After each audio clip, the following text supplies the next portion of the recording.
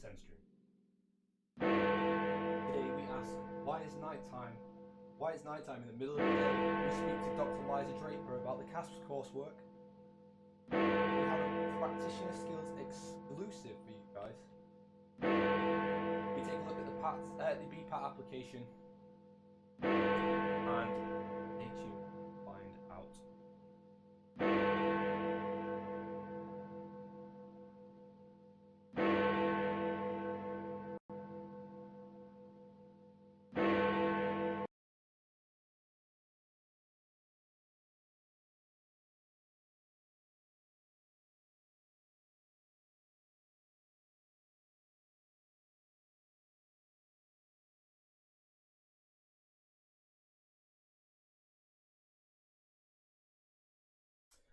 Hey guys, welcome to SEN stream.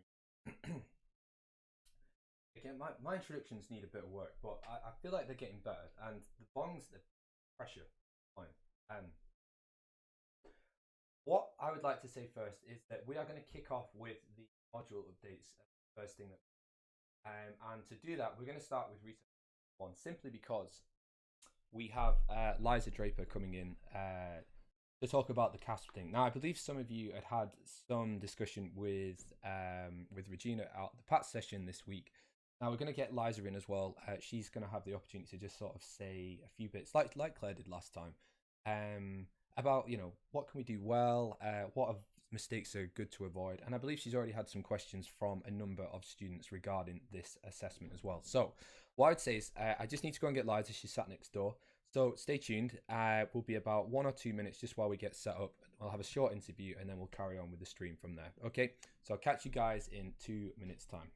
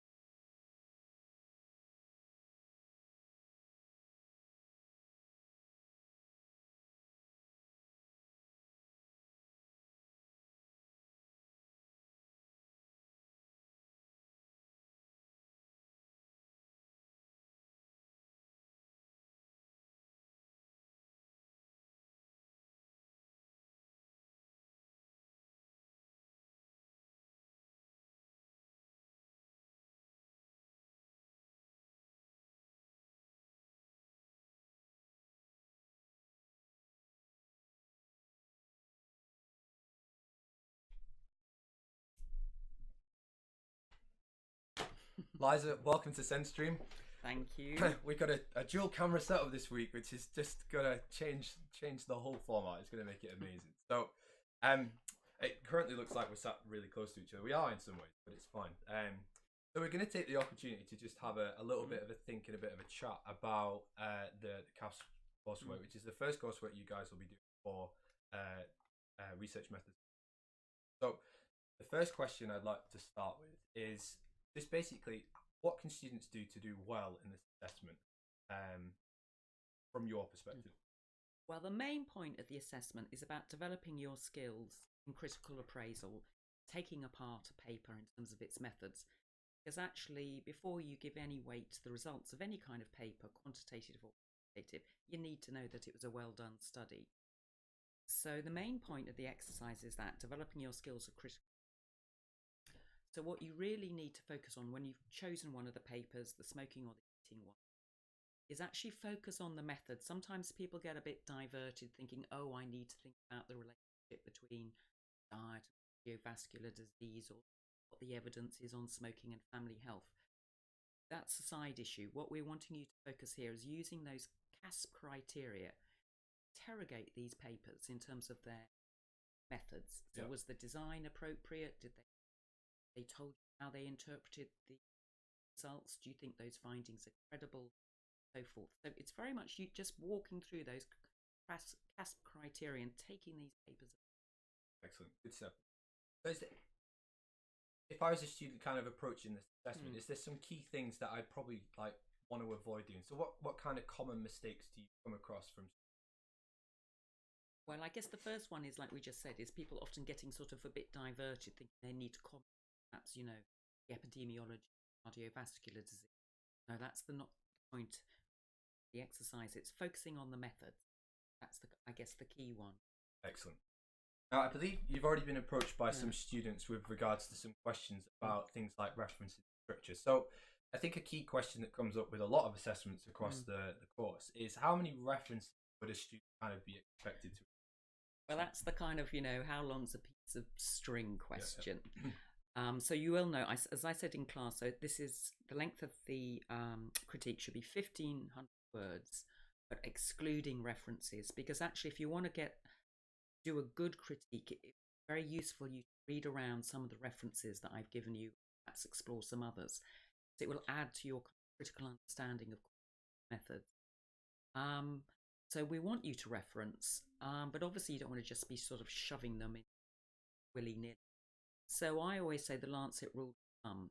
So the Lancet being one of the leading public health journals in the world, what they stipulate is write a 3,000 maximum 30 references. So that gives you a good kind of yardstick of about one reference per every 100. Excellent. And I believe some students had mentioned some issues around structure. So perhaps not knowing where to start in terms of how much space, how many words to dedicate to each different sections. So is there any guidance and advice that you could pass on to students with regards to the structure? Yeah, we must go and look at the marking rubric, which is up on Blackboard. And you'll see that actually it gives an indication of how many words to assign to what. So you'll see, so for instance, now I'm looking at it now, there's 10% to your overall style. Have you followed the referencing guide? So do read them. But as it says, questions, 1 through 5, which are actually all about the kind of rigor of the methods, it's about 35%. Questions 6 through 9, 35. And we've given a lot of weight to question 10, which is about the wider value and relevance of 20% of the mark. So that's giving you a clear idea of to assign section. Good stuff. Yeah. I'm going to open. So I didn't mention this before, so this could be a bit of a surprise. But so the students can actually ask questions during the session. So what I'm just going to transfer over in a second. But what I'd say is, while we do that, is there any final sort of words of advice before we sort of open up to questions? Give people a bit of a chance to got any final words? Read and think about the papers. And part of the point of answering the last question, there isn't. So part of it is about appraising what I call the generalizability of these findings. Do they have value outside of the specific study context? But it's also you thinking through what you think of the value of qualitative research in terms of your own future practice. So this, in answer to that, there is no right question. That's for you to decide. You can obviously, I think, qualitative value. You might totally disagree. That's fine. Argue. Some of the students have come back and said that the sound's cutting out a bit. I'll have a look at that in a second, but I'll deal with that. It's all good. I hope you all managed to listen to that. And sorry I had not picked that up quicker, but there isn't any questions submitted just yet regards to the CAS protocol, but the CAS coursework. But if there are any questions, please do ask them for the rest of the SEN stream today. But other than that, thank you very much for joining us. A pleasure. And we wish you all the best of luck with. Oh, here we are. I was going to say, if anyone's got any questions, just email me. Okay, Alex is just currently writing a question now, so let's see if Alex can get the question through quickly enough. So he says, "Hi, I was looking in the module booklet and saw the paper by Mazed in 2000 on assessing quality in qualitative research. I'm hoping there's a question following this, Alex, and you're furiously typing away on your keyboard to ask it, rather than dot dot dot. So now's your moment. We'll give you a few. Yeah, it's old, but it's still it's still a kind of good paper, an introduction before you might go and read something a bit more complicated. Okay, good stuff. Yeah. So he said here, I understood the concepts mentioned, but a bit concerned about discussing topics. It's not been mentioned in class as such as reflexes, triangulation, respondent, validation, other technical jargon in the wrong context. Those are techniques for kind of checking the credibility of the findings. So actually, because we haven't taught you the nitty gritty of methods until next semester, what you need to be clear is that we aren't asking you to judge have they used the right methods. It's more about you judging whether the authors have provided an audit trail describing what they've done and also justification for those methods. Make sense? Give us some indication, Alex, if that's a good answer or if you need any more. There's another question that's coming. All right, but also I just say be careful with that term triangulation, because as I was saying in class, with the terms validity and reliability, which very much stem from quantitative research, it's a slightly tricksy term, and it's one a lot of people avoid now. They tend to talk about mixed methods. So that's what the smoking paper does, is it uses mixed methods, and actually the other to some extent, because actually the term triangulation, which comes from navigation and surveying, implies there's one right measurement, which lots of people. But you can disagree. If you disagree, that's fine. Perfect. Alex says yes, thank you, with an exclamation mark. So he's really pleased with that answer. We've got a question from Magdalena. In the assessment, do we have to write what question we are going to answer at time, or should it come naturally without mentioning it? I think, do they need to explicitly put the question at the start there? I think that's probably a good idea. It's a good idea. You can see, if you look at the marking rubric, the questions do fall naturally into these three domains. So that's how I've organised the marking rubric. But within that, you might want to say, perhaps, because you're seeing the options in the CASP guideline, it's yes, no, can't tell. So actually, with quite a few of them, you can't tell. So you need to say, well, actually, in relation to question X, the author hasn't supplied sufficient information for us to judge. Okay. Guys, if there aren't any further questions, which I don't think there are, and we're having some sound issues by the looks of it, which I'll try and address now. It's quite difficult to do it on the fly without, faces and cameras and all the rest of it. But what we'll do is, again, thank you very much for your time, Liza. If there are any further questions from this point on, I will happily pass them on after the session. Yeah. But we'll say goodbye to you for now. Thank you, and good luck with your coursework. Excellent. From the top, guys. So good luck, and we'll see you soon. Cheers.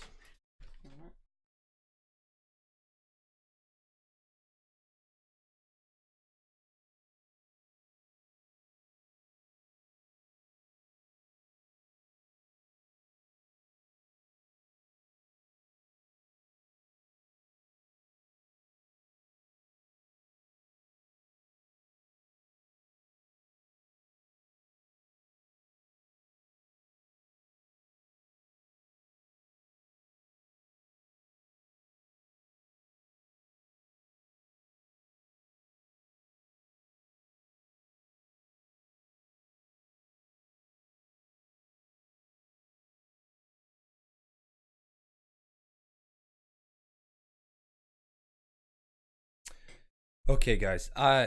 My apologies for the sound issues. Now, just gonna before I carry on, I would have, if I'd seen these comments a little bit sooner, I would have picked them up. God, I'm sweating because you're putting me under pressure. It's gotta keep it nice, right?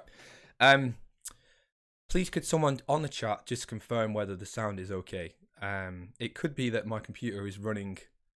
There we are. The reason it's better is because the microphone is within 20 centimeters of my face. So thank you for the feedback, and I will ensure that when we do interviews in future that I'll try and get another external cam or something.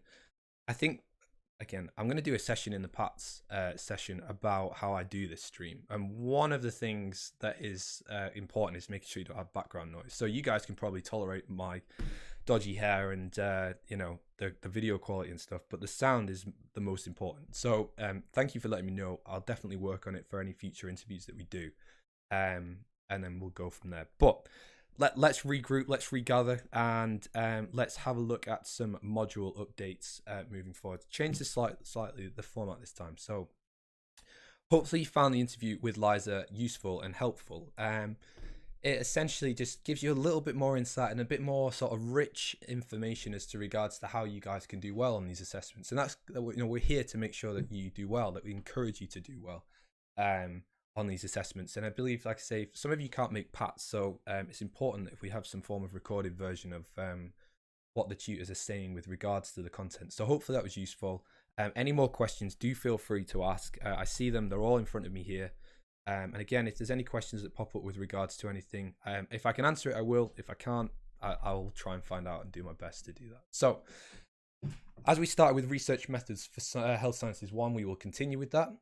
So first of all, I'm going to touch on student reps towards the end, but one of the student reps for the part-time year 2 students is Francesca. I got this wrong. I said it was Dana last week. I apologize. It's definitely Francesca, but you guys are fairly tight. I think you know what the hell's going on. I think you know better than I do sometimes. So some feedback that was received with regards to this module was some issues regarding the Panopto recordings and then sort of lecture slides and stats books availability before the sessions. Now, thank you for raising the concerns. I've passed these on to the module leader and also to Regina as course leader for the GPHN. So that module falls under their responsibility, which is not to say I'm passing the book on.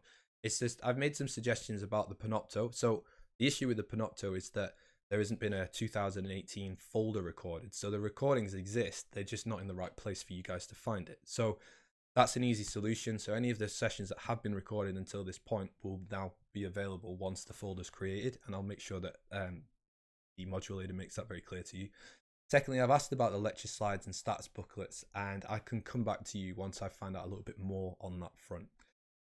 But passed on, and hopefully we'll get something sorted out. So looking ahead to week 5, you've got a computer room session. You're going to be doing the stats 3 session where you're going to be looking at some hypothesis testing, t-tests, paired t-tests, unpaired, one-way, two-way, the whole works. So essentially looking into how you can write a scientific hypothesis, a testable hypothesis, and then start to think about ways that you can actually go about challenging that and testing it. So whether you could prove or disprove your hypothesis based on the information that you have available to you.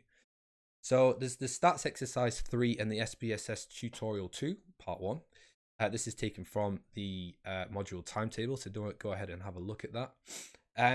During the session as well, you will also have an introduction to the coursework 2, which is your SPSS assignment. So again, make sure you get yourselves to the session, have a listen to what's going to be expected of you for that coursework 2 SPSS assignment so that you can do the best in it. And again, I'll be getting... Hopefully, I believe Teddy is going to be doing this assessment. It's not handed in until I believe week 14, but you do double check the assessment map for that. But we'll get him in later towards the end of the semester when this assessment is a bit more real. So you've got your CAF stuff to deal with first. So let's wait off a little bit. You'll find out more about this assignment. Then we can get Teddy in to do the same for an interview with sound so that hopefully we can find out a little bit more. Outwith of this session, you've got the stats exercise 3 to completed. I believe you'll have your stats exercise 2 to be undertaken ahead of next week as well. So just keep an eye on the different things that are required of you for this module. Again, stats is a difficult module. Right? Every student, even if you're like mathematically inclined, stats can be a tricky one to get your head around a lot of the time. So the best way of dealing with that is to just apply it where you possibly can. So for those that did nutrition and performance, and even the part-time year 2 guys, last year you would have done this assessment as well, and those files are still available to you. So you need a data set to practice with, or you want a data set where you don't have to worry about or think about the content of what it means. Use the data sets that you've collected because you already know where they've come from. You don't need to worry about that bit. Then you can just think about, well, how can I compare these two groups and what comparisons would be good to make? So hopefully that's a top tip, and you guys can have a look and move forward on that. Okay, let's move it on. Excuse me. So moving on to nutrition and performance. I haven't had a chance to have a look, and I'd be interested to find out on the chat actually if anyone has managed to do this. I didn't manage to see if anyone had managed to plot out any of their graph stuff, and also look into whether people had submitted their oxidation data. So if everyone's all right with that, I'm just going to have a quick, very quick look at that. Here's my big bed and bongs. Let's just head across here. Let me change the view so you guys can see what the hell's going on. Oops, hang on. Oh, it works. Okay, let's head across to nutrition performance.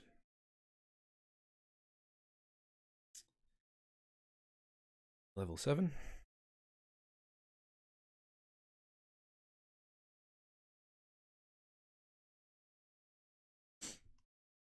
Okay, just going into study materials, then I'm going to head across to the week 3. Week 2. And I'm just going to have a quick look at the submission of the oxidation data. If I click on this link, it should take it across. Let's see if there's any responses. This is basically, have you done your homework, guys? There's one response. Excellent. Good job. It's a shame we don't know who this is. If you're watching, let it be known who this is, because this is good. So you can see some oxidation data here. So we've got the participant height and weight, so that we'll be able to identify who this person is. Respiratory exchange ratio was 1.1, I assume for the first bag. VO2 consumption, so milliliters per kilo per minute, 27.2. Energy expenditure, carbohydrate usage in grams a minute, fat usage in grams a minute. I think this is the lads, isn't it? Because you were gaining fat. So good on you for getting this done. Now, it would be useful if more of you had the opportunity to do this, and then you've got a data set to work with, but I can't do it for you. So if you get a chance to submit your oxidation data, definitely get on that. I don't think you would have been able to see any of that, would you? So let me just put it up on the screen. Apologies. Here we go. You can see the MSc Nutrition Performance oxidation rates. Apologies, I forget that you can't see the screen below. I came to this section here. I just went onto the Google oxidation form here, and it brought it up for me here, and we can see one response. I'm fairly certain this is from the lads group that was at the front, so congratulations for doing that. If any of you are sat on data and you need to submit it, you'll need this for a session later on in the module as well. So definitely get some answers submitted, and then it'll just solidify your understanding and make sure everyone's on the stage as we move forward throughout. Jane has asked me to sort of indicate that the attendance for the lectures has been pretty good so far, and that she's super impressed at how involved everyone is being. So great job on that front. Looking ahead to week 5, the lecture is going to be on micronutrients and performance. And the practical session will be on feeding the athlete. So there'll be no exercise this week, so you can leave, the shortcut sleeve vests at home, and the leggings and all that. And we're just going to be looking at food, or you guys are going to be looking at food. So you'll be in the labs, and you'll be preparing a 1-day meal plan to address the specific nutritional needs of a particular athlete, which is good to know, as it's super applicable and is going to be hugely relevant for your degree and career pathway as you move forward. So moving on, let's look at a different module. I'm fairly certain this is practitioner skills. Let's have a look. Yep, guys, practitioner skills, we've got an exclusive. We have an exclusive. So recently the SEN Register had its annual board. We were mentioned, but for the wrong reasons. Essentially, Andy wanted to come and say hello to you guys on the course. So Andy is the Chief Executive Officer of the British Dietetic Association, and he also is the Chief Executive Officer for the SEN Register. So he oversees the BDA and the SEN Register, as the SEN is housed within the BDA's structure and governance framework. You can see his Twitter handle is available for you to have a look at. Go and check him out, see what he's been saying. He's going to be coming in on practitioner skills later on in the module in November time to talk to you about ethics, governance, and how the SEN Register can help you guys put that into context. So nice guy. He's the CEO of the BDA. So he's a good guy to find out more information from. We'll try and make the session kind of intimate so you guys can find out more. if there's any, from the top of my head, I can't remember if part-time year 1 or part-time year 2 students are on this module. If someone in the chat could let me know, that would be super helpful. If either one of you want to attend that session, we can make that happen. So I can let you know when it is, and go from there. So if you're interested in coming meeting Andy this year, let me know and we'll come and see it. But if you're already doing practitioner skills for sports nutritionists this year, then you will, if you attend the sessions, you will be there. So what else is going on for practitioner skills moving forward? Excuse me. So next week you'll be looking at the science and art of sports nutrition, so that operating that grey area and the importance of reflection. So a lot of the time, asking someone to do something, you need to be fairly creative in how we do that.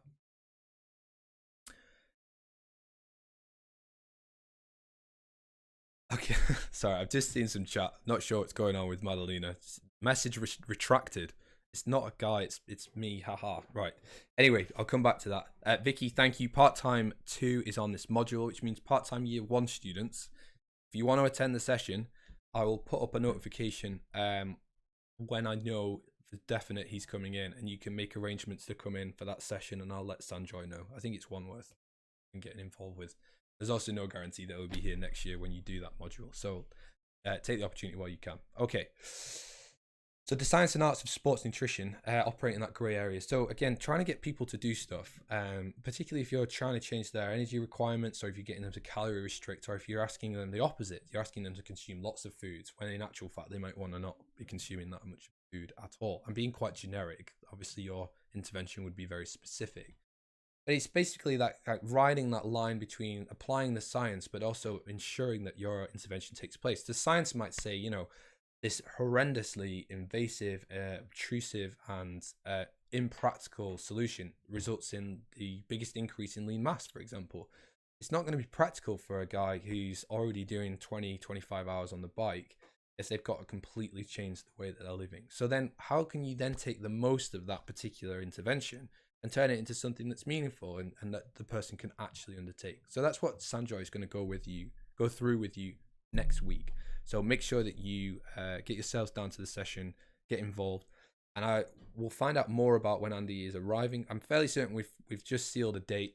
It's later on in November, so I can let the part-time year 1 students know where they need to be and when, if they want to get involved with that. Okay, let's move it on. This will be concepts and principles. Now, Claire's very keen to give you lots of information here, so we'll go through it step by step. The first thing she's asked me to talk to you about is the discussion boards on Blackboard. Now,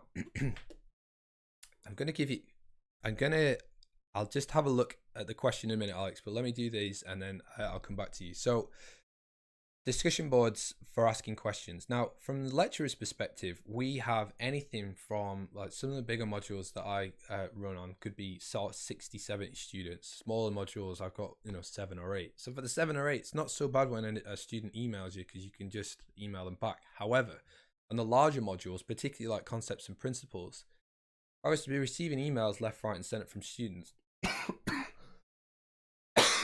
It can become quite tricky. And the reality of the matter is when a student asks a question on a module, the likelihood is the entire module cohort is probably thinking the same thing. And as such, if I was to reply to that one student, yes, it would benefit that individual. And yes, congratulations for thinking about the question in the first place. But if you were to ask it on the discussion board, then at least the answer can be provided to the entire student body, which means that everyone benefits from the question that's been asked, and everyone benefits from the answer from the module leader, so that there's a lot more clarity about any of those questions that are taking place. So Claire's just asked me to encourage you all to use the discussion boards. Now, we can try and enhance that encouragement just by showing you how you get there. So let's head to the home page. I'm going to head down and find concepts and principles. Here we go. I can see that she's put an announcement out already. We're just going to reinforce that. So if you scroll down on the left-hand side here, you can see discussions. Again, mine will look slightly different to yours, in the sense that I can edit this, whereas you guys can't. So you'll see here, I've just clicked on discussions. Now, there's a few posts here. We can see that total posts are actually pretty good, actually. If I got 34 posts on one of my discussion boards, I'd be super happy with that. But essentially, you can create a forum, you can reply, respond, do all sorts of things. But module questions and feedback is what Claire's looking for. If we click on here, then you can see some questions have already been asked, and the answers will be on there. You can create a thread, you can put a topic of your question, and then Claire will be able to get tutors and lecturers get a notification when a new post is made to a discussion board. So it's the equivalent of emailing them anyway.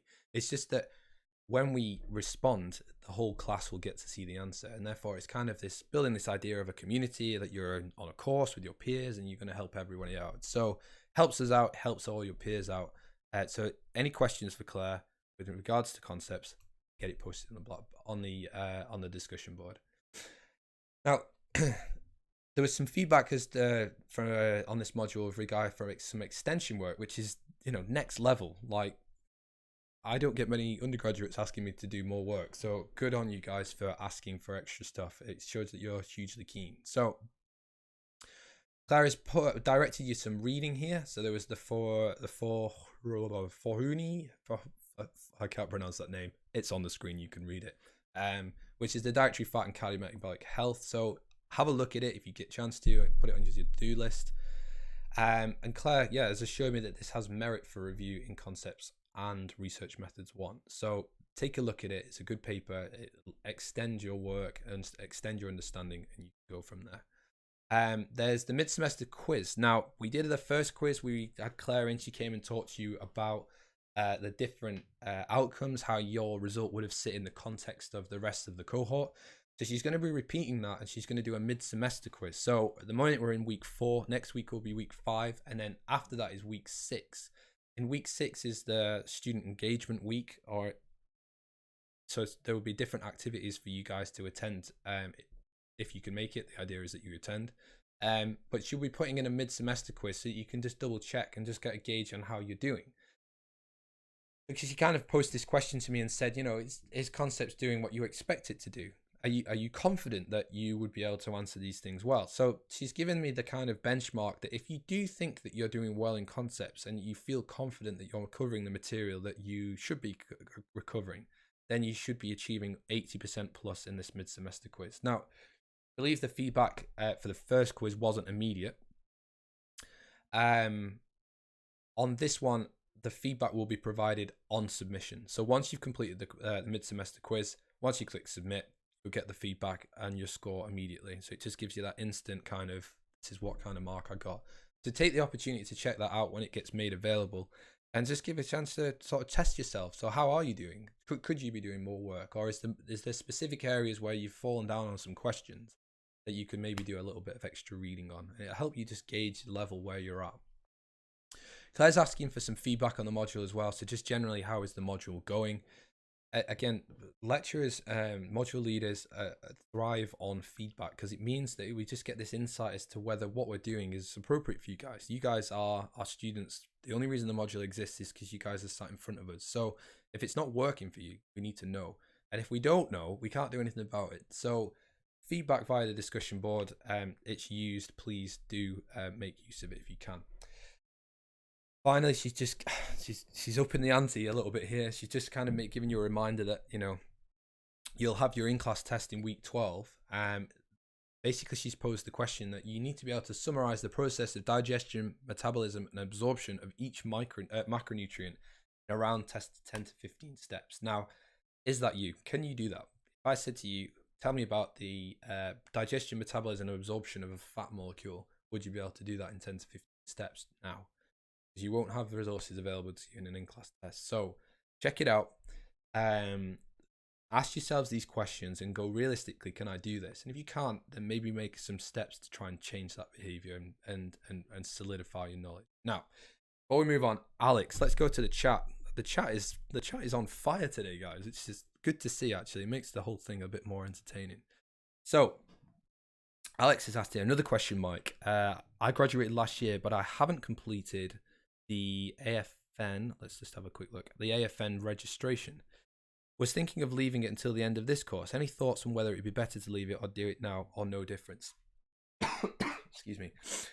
The implication of that is that it doesn't matter in some ways, depending on what you plan to do with your accreditation. So if you are planning on potentially setting up your consultancy service or a nutrition service whilst you're doing your MSc program, so you might be thinking about, what services you're offering, the different platforms, developing a website, a cost sheet, all of that different things. One of the selling points that you would be able to give as a result of that, Alex, is that you've already undertaken your AFN associate membership.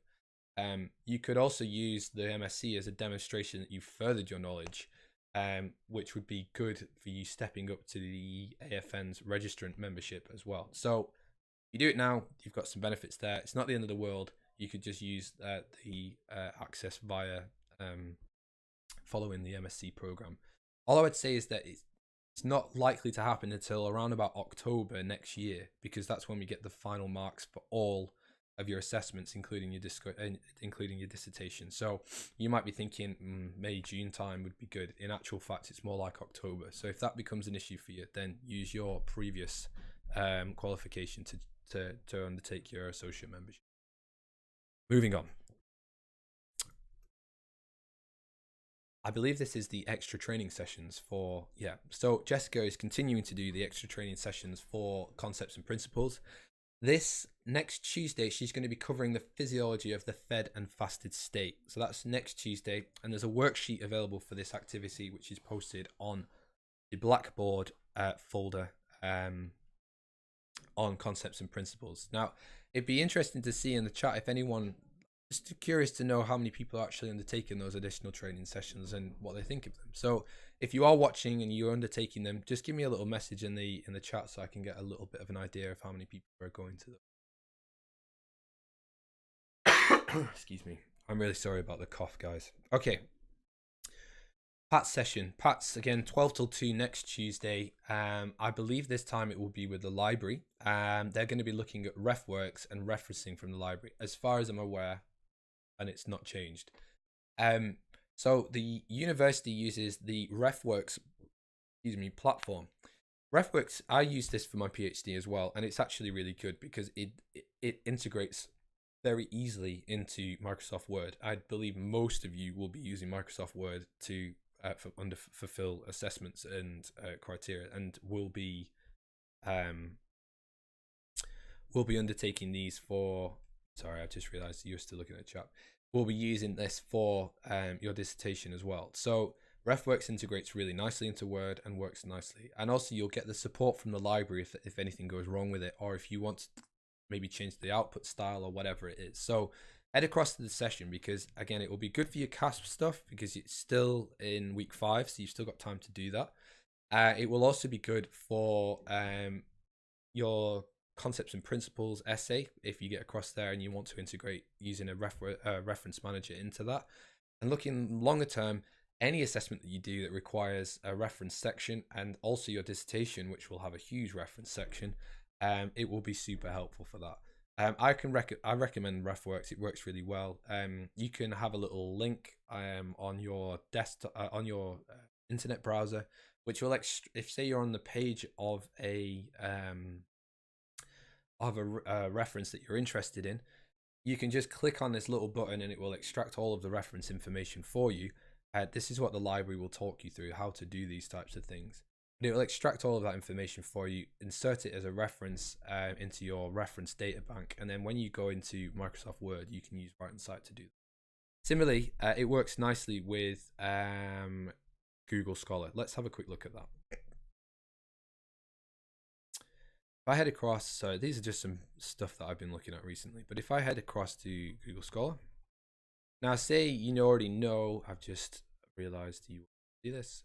Say you already know what paper you want to look for. So here's some stuff that I've been looking at recently. Ketones and coconut oil oxidation, nighttime feeding, carbohydrate protein. But let's look at enteric capsule degradation. So this is looking at encapsulating my micronutrients, macronutrients, food substances, so that they transit the gastrointestinal tract and only get released into the small intestine. Now you can see here's one at the top, oral delivery of insulin. Perfect if you're a diabetic, if that's a thing. That was done in this was done in dogs as well, so they've got to start somewhere. But you can see here started by 125, but there's also a button here which says Cite. If I click on Cite, you can then choose the Harvard method, and then you can export to RefWorks. If I was to click on this button here, I already have my RefWorks account synced with this. It would then take the reference straight out of there. Now, similarly, you could say, well, Mike, I can just click on this, click Control C and then Control V, but then you've got to organize if it's going to be in alphabetical order, if you're using a numerical system and all that sort of stuff. You don't need to do that with a reference manager. It will do that for you. So it's just about making sure that you keep track of the readings that you have, so that your reference output at the end of it all. But anyway, PATS will talk about that. It will be exceptional. Get yourselves across there and have a look. Okay. I got a comment from my colleague here who's sat thing. Let's just put the chat on. So Bradley Elliott, Dr. Bradley Elliott, I'm not sure if any of you have been taught by him as yet. He's just saying, do the RefWorks course if you can't.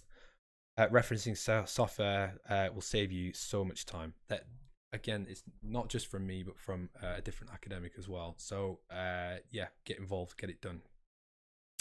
Okay, thanks for that, Brad, if you are watching, which is just a bit weird because he's sat just over there. Oh. Anyway, I posed the question. If we just have a quick look at my screen again. Some of you might be thinking, I've tried RefWorks and I don't like it. What else is available to me, Mike? Well, here is a range of selection of different reference managers that you might want to check out. So there is literally Reference Manager. If you're a lecturer pre-1990, you would use Ref Manager because it was one of the first available. Mendeley is good because you can upload your PDF documents if you have access to them. You just dump them all into Mendeley and it will extract the reference information out of there. I've not used Zotero, EndNote, or BibTeX before, but I do believe there are other colleagues. Brad's just giving me the high five. There are other colleagues across the university that use these quite prolifically, and I believe they're quite good. So if RefWorks doesn't work for you, there are other options available. They are typically free as well. So just go and check them out, see which one works for you. My advice though is to just choose one and learn it well, because trying to use different reference managers ain't gonna work. I got some more chat. Let's go back to the chat function. Here we are. You guys are gonna be late for your session if it carries on at this rate. Okay. So you can see here, is that version of Harvard, Westminster, Harvard? No, it's not, which is annoying, but you can, those are just examples. So basically, I choose the output method that has all of the information on it. Then once, it means that it just populates the reference manager's like predetermined slots sufficiently, so that if you want to change the output, it already has all the data there available to do that. So RefWorks allows you to select a different output method, and Westminster Harvard style is one of them. So you won't even have to think about it. You can just select that as your output style. It will put it out as Westminster Harvard from there. So again, it's not the end of the world. Magdalena, is there a difference between RefWorks and RefWorks ProQuest? Yes. RefWorks in theory doesn't exist anymore because RefWorks ProQuest is the new version of it. I'm still using RefWorks because I just don't want to invest the time to learn how to use ProQuest and install all these different things and asking an adult to put it on my work computer and all the rest of it. It's just a pain. So yes, ProQuest RefWorks is what you'll get taught on, and I don't believe you would be able to download RefWorks anyway. So there we go. Madalena, Mendeley is great too. There we go. We've got Mendeley thumbs up from Madalena there, and Alex, nice. That's why we're here, Alex. That's what we're doing. We're trying to just make you guys holistic sport and exercise nutrition. Okay, let's move it on. I'm not sure what's next, guys. So this is a surprise for me as well. Here we are. Yes, course reps. I mentioned this before. Now I'm kind of getting a bit desperate now, without sort of pulling a name out of the hat, which I can do live on air and force you guys to. I'm joking. I can't force anyone to do anything. But so Francesca, again, thank you. Part-time year 2. We've already got feedback from you guys as well, which is fantastic. So part-time year 1, if that's you, please get in touch. Otherwise, I am just going to have to choose someone and beg politely for you to do it. Again, the full-time guys, there's 18 of you. So let's get involved. I just need one person, and it's just to have a conversation with me. Now, I'm looking at the chat and thinking Alex has got a lot to say for himself. So Alex, we could continue conversation on behalf of the student body if you want to. Again, Madalena, you always have something to say. So put yourselves forward, guys. I'm not going to force you, but I need some guys because I need to demonstrate that you guys are involved. I can't just put screen grabs of the chat. They're not going to like that. They're not going to go like, where the hell is this from? So please be in touch. Sorts of things like, basically I'm going to sit down with you all midway through the semester and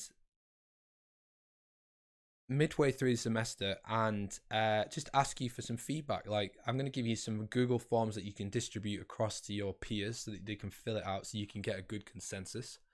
I apologize if the video isn't working for some of you. Ted's indicated that it's still good, so that's good. I'll continue as if there's no issue. But yeah, please get in touch if you want to be a course rep. It's not a massive amount of work. It's just an opportunity to sit down with me and some of the members of the course team to talk about how things are going so we can improve it for you all.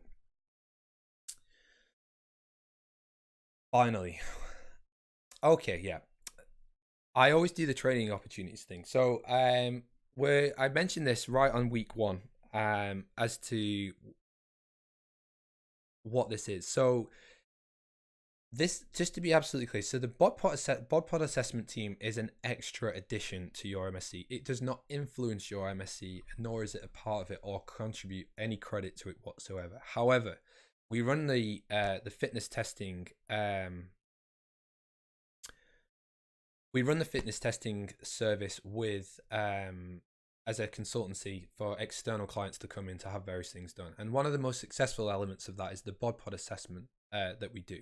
Now, let's make this real for you guys. I'm going to head over to our fitness testing website now. Here we go. You can see here, this is the business and facilities and service. And you can see if you go to YouTube, if you go to Google and just put in Westminster Fitness Testing Service, you will be able to find this page. And you can see the different types of services that we offer. And BODPOD is one of them. You can find out a little bit more about how that goes. And what it does. Now, you'll be learning about BODPOD comprehensively throughout the course. So don't think that if you don't get a place on the BPAT's team that you would miss out on being able to find out more about the BODPOD. All it means is that if you apply and are successful in getting a position on the BPAT's team, it means that you'll get some extra training sessions so that you can undertake client consultations. Now, I can't do this for 18 people. It's just not practical. And the reality of the matter is we don't have the kind of throughput through the fitness testing service to justify having 18 people. So it is competitive. I'm going to show you just now where the application form is and what it looks like. So you can see last year, 8 people applied to be part of the BPAT putting. This isn't live yet. It's going to be live tomorrow. I just need to make sure that all of the details are available before you guys put a submission in. But this is what we're going to ask of you. There's a little bit of a background here. There's the name, your student email, your CV submission, of which you can upload a file here. You can click add file. And then there's the covering letter submission as well. It gives you some advice and guidance as to what we would expect to see in the cover letter submission. Now, I say we. I am in no way attached to the application forms for this. I'm just giving you the platform of which you can apply. You will see on the BODPOD page here that the person who runs the BODPOD service is our laboratory manager, Helen. Helen will be the one who will be reviewing and accepting or rejecting applications. I have nothing to do with it because there's too much of a conflict of interest from my part, because I know some of you more than others, and the link between me being the course leader and you guys being students is too close. So Helen will be doing the assessment of the applications, and she will have the final say as to who gets a place or not. Now, last year we did 6. I think there's potential scope there to do 8 this year, which opens up more spaces and more opportunities for people. The likelihood as well is that these sessions are going to be run on a Thursday morning, which has an implication for the SEN stream. So just bear with me while I just transfer back over. So need to put this out to consultation with you guys, because you guys are the guys who watch this and sort of consume it. But the likelihood is that the BPAT will take place on a Thursday morning, which means that SEN stream will then transfer to Friday. Now, again, I can get some feedback from you formally. Just by opening that question up right now. But essentially, I just need to find out from you guys if Friday is going to work. it could work better for some. I assume it might not work as well for others. It's always recorded, so you will always be able to watch it afterwards. But if you have any initial thoughts on that, open it up in the chat and let me know. And we'll go from there. So the likelihood is that there will be a 2-hour training session every Thursday morning. That's how we ran it last year. It's outwith of yours. It doesn't conflict with any of the other training sessions or any of your MSc programs. So it's in addition. And you'd be expected to attend each week. And that will be noted. And again, if it seems that you're not attending, then that will be thrown into question as to whether you're appropriate for doing the BPAT assessments at all. The commitment for the clinic is that once you pass the training, so there is a fail element to the training. If we don't think that you're going to be suitable for undertaking external clients, then essentially you won't. But it's if and when you pass the training, you will then have the opportunity to do a couple of clinics. They will initially be shadowing other members of staff doing them, so the ones who are already doing the BOD-POD assessment. But then you'll be given a 2-hour slot each week. Again, it needs to be outwith of your MSc program, where you will then be given clients to undertake. Now, it's not paid; it's an additional training thing. So, I am working on getting some way of getting you guys paid if you're qualified to do the assessment. But at the moment, that is not confirmed, and it's unlikely to be confirmed anytime soon. So yeah, have a look at it. There'll be a few more details released tomorrow. I just need to double check with Helen that she's good with everything. But if you're interested, apply. Treat it like a job application. Put some effort into it. Helen will look through the applications probably in about 2 weeks' time, so it gives you sufficient time to get a submission done. It's not a huge amount of work, it's just CV, covering letter. And yeah, get involved. It's a good thing to be part of if you are interested, and kind of go from there. I think this is the last slide. Yeah, okay, cool. Well, let's move on to our tweet of the week. Let's let me head across there now. I struggle a bit on the tweet of the week this week. I've been pretty busy. I've got a lot of admin, course-related admin to do at the moment, so I've been a little bit busy. But I asked Brad, he came, gave us a bit of a nosy and said, tweet of the week, have you got any ideas? And he showed me this tweet by David Bishop. Let's just have a quick look at David's profile before we carry on. I probably should have closed that, never mind. So we can see he's a professor and research leader at ISEAL. I'll be on. Oh, that's in Australia. There's a link here to his publications and such like. Go and check him out. If we scroll down his feed here, there is an interesting paper and tweet about an algorithm developed by the US Army researchers which provides caffeine dosing strategies to optimize alertness during sleep loss. Now, Brad pointed this out because he did his own little version of this here, and you can see, interestingly, their follow-up study included a cohort of research scientists, and you can see grant application deadline, and he's put in his little research scientists and control. Because Brad's a massive geek, he does things like this, and he seemingly has the time to do this as well. I'm not quite sure where and how, but there we are. So check out the tweet. Check out David as well. Interesting guy to follow. His tag is @BlueSpotScience. So go ahead, check it out. And have a look at what is being said there. With regards to the rest of it, I think we've covered everything. I'm just going to head back over to the chat and see if there's any final questions. First of all, the engagement on the chat this week is next level, guys. I'm really impressed. It makes it super engaging from my perspective as well. It makes me feel like people are actually listening, which is good. The stats show that you guys are listening, which is always good. We can see here, so a few guys, Friday would work well for me. I don't think I'd be able to watch it live on Fridays. Thursday works well for me. I think we might have to put it down to a vote. I'm not sure when else the BPAT training will be able to take place with Helen's availability, but leave it with me and I'll see if any adjustment could be made. Dakota, I could watch it on Fridays if it was to change. Excellent. Now, if there's any final questions, now is the moment to do that. I just thought I did open up. Let me just have a quick look. I was checking out this guy because I don't think he's. Just have a look. I'm just going to open up the stats to sort of show what the engagement's like for this, because it's interesting for you guys to see from my perspective, why we do this. Okay. You can see here the videos that have been posted over the last, well, I'm going to put 90 days because then it encompasses everything. 28, just 1 second. You can see here, these are the 4 videos. So episode 1, 2, 3, 4. And you can see here, these are the number of minutes that have been viewed. And the total amount of minutes viewed, 3,200 minutes. So I know how much you guys are watching the videos, and it helps to sell this to the other staff members as well when I'm getting updates and such like. So just thank you so much for engaging with it. Hopefully you find it useful. And if you've got any feedback and suggestions and such like, then in this instance, you can email me or leave a comment on the chat function. And yeah, if I can improve it, do better things, do more interesting things, or if there's something specific that you want me to touch on, I'm always open to ideas. It just makes my life a bit easier than thinking about things to talk about. I'll head back over to the chat.